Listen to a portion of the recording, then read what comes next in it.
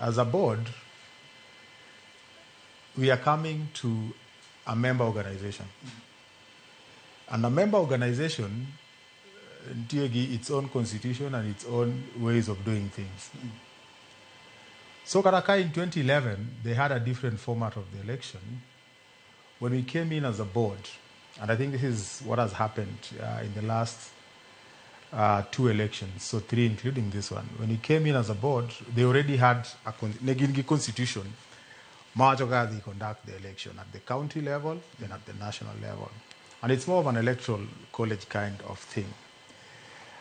And members, mag FKF, no bed pay in an SGM, mag ratify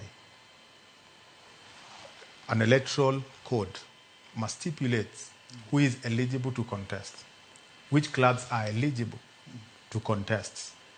So if all the members were in agreement, and that is a process that is predictable, you cannot say NEET will give you a predictable outcome.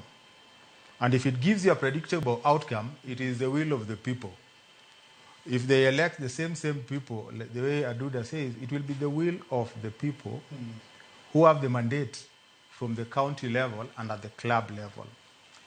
And let me say, delegates are not, we know our elections in Kenya. So long as there is something that is being contested in an electoral process, the contest will be ferocious.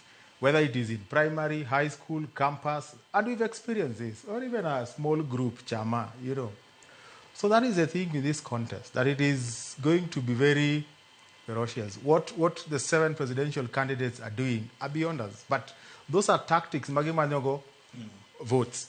But let me come back to gimanyo timo 2011, timo sani.